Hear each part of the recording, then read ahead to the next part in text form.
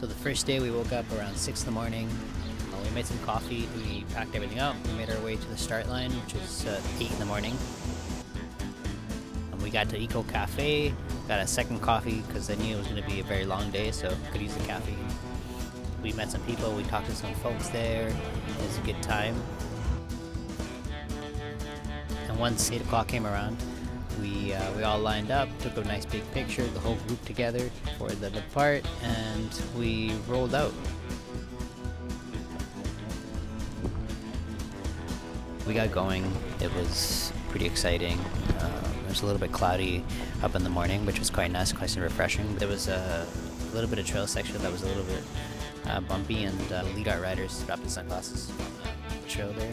So we decided to stay back and help them look for them. Luckily, we managed to find them only after 4 or 5 minutes of looking, which is honestly pretty key out there. If you're, you gotta have sunglasses, you gotta have eye protection. Our plan for the first day was to really hit 130 kilometers. And once we got to 130, we were feeling pretty good. It was pretty early in the day, so we figured we'd stop at a convenience store, get ourselves a little slushy, some cold drinks, and some snacks. Eventually, we made our way to McGregor Point. Just as we were coming out of that trail, we met this guy called Bobby, who's also riding the BT.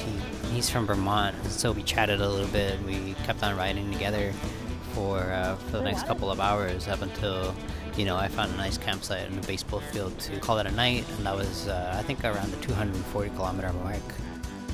And so I called it a night, and that was the end of day one, which has been the longest day. It was a big day.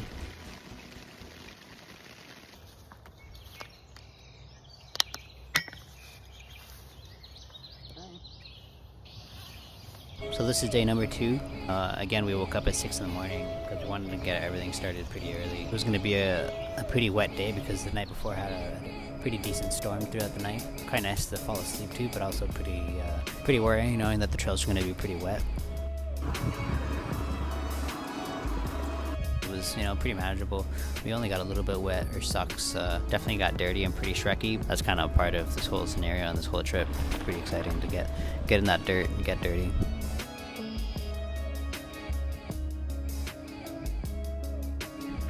After a couple of kilometers of ATV trails and some gnarly inclines and declines, we made it to a town called Owen Sound, where we resupplied. We got another ice cream slushie.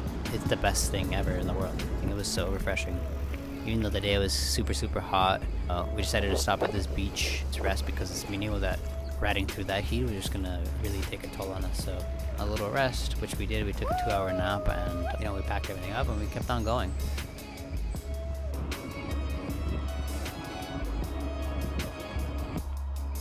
Made it all the way to a town called Thornbury.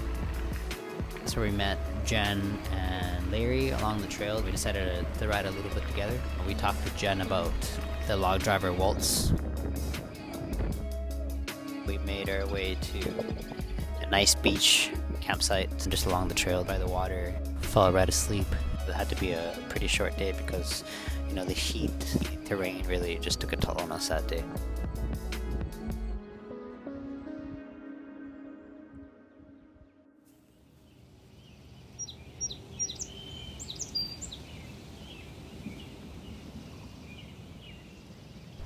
So we took a pretty easy morning, and by the time we were finished eating, a nice big wet storm decided to come our way. I didn't want to be riding in that first thing in the morning.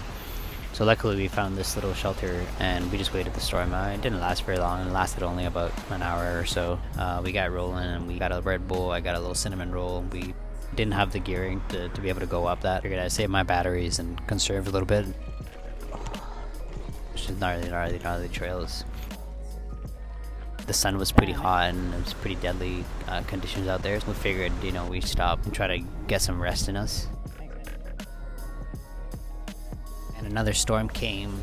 We made some hot soup and watched the rain go down with this hot soup, and it was just a beautiful afternoon to recharge the batteries for the day after.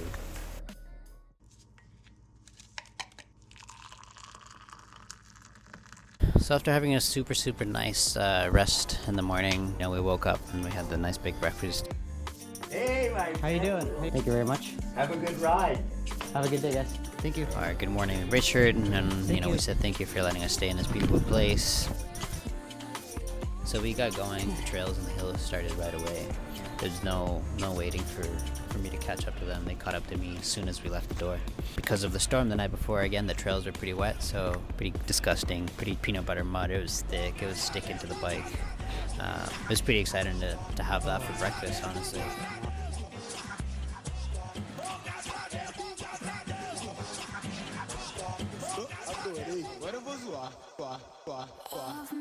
The heat was pretty powerful that day. I think that was probably our hottest day.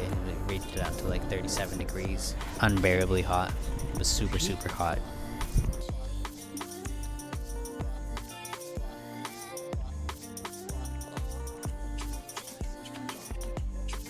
Close to the end of the day, it was about 8.5 hours in, and a lot of kilometers of trail, and it was already pretty exhausted. We got some food, we cooled down, we took a nice long break. The sun started to set, we decided to keep going and see where we could campsite. We had to make it to a town called Mona Cliffs, which we did, and met a nice, unbelievable couple there. So shout out to them because being one of the trail angels and helping people out that are coming and riding through that beautiful little town.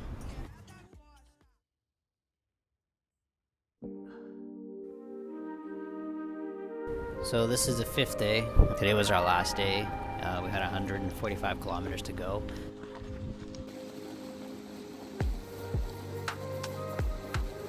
We started off with, of course, finding the first stream that we saw. We stopped and got wet because we knew it was going to be another super hot day, so we got a little bit refreshed before starting our day.